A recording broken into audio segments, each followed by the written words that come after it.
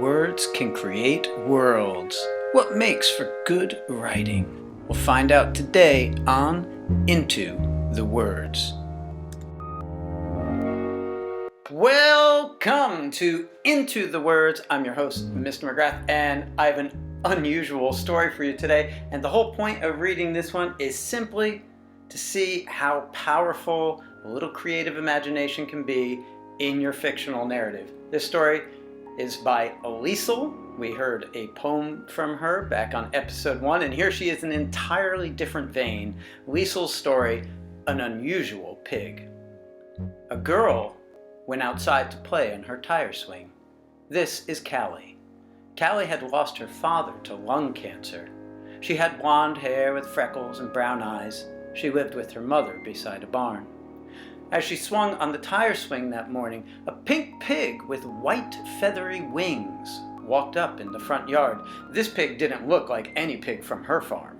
The pig walked up softly with his head held high and walked past Callie. The pig looked like he was expecting a tea party. He walked up to the door and stood on his hind legs and knocked on the door. Callie got off her tire swing and carried him to the barn. Once she got to the barn, she set him down and started walking away. Before she could walk a step, the pig said, "I would warn you that I am very high maintenance." The pig held up his monocle. Callie thought she must be out of her mind, so she walked home. Little did she know the pig was following her home. Then he said, "It is quite hot. I may need a piggyback ride." "You do talk," yelled Callie. "Of course I do, you dirty hog," replied the pig, clapping his wings together. Callie then carried him home. She didn't want to tell her mother because she heard her mom on the phone with the butcher. So she hid him under her blankets and told him to stay under them. "Come for dinner," her mom called. Callie went down to the dining room to eat. While she was eating, the pig was rummaging under the blankets. Callie ate her dinner and then went to get an apple from her apple tree. She jumped and tried to reach for an apple. While she tried to get an apple, her mom was cleaning the house. Callie's mom had cleaned everything except for the guest bathroom and Callie's bedroom. Not that anyone would visit. Callie's room was next to the guest bathroom. Then her mom cleaned up the bathroom, so then she went into Callie's room to clean it. She cleaned her desk, then the dresser, and finally her side table. Callie finally despaired of picking an apple. She went inside to get a banana from the cabinet to give to the odd pig. Meanwhile, her mom dusted off the side table and then started making her bed. She took the pillows off the bed and then started undoing the covers. She noticed the odd bump under the blanket and was determined to find out what it was. She undid the blankets and saw the odd pig sitting there. He fluttered his white wings.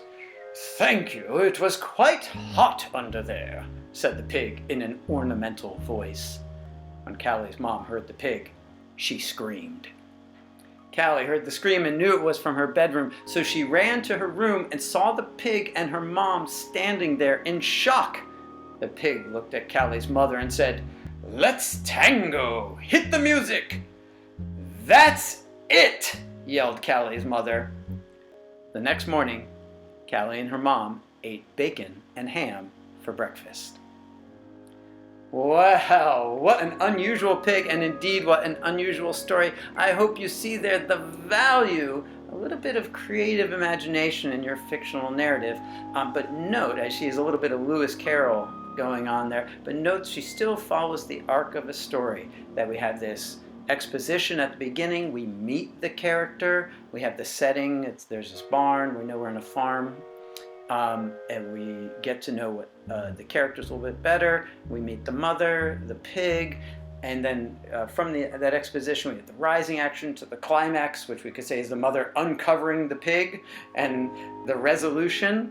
I would say this defies that structure a little bit, because the resolution seems to be right in that last line there where the mother says, "That's it," and then you could call your falling action breakfast the next morning, which I will leave to your imagination.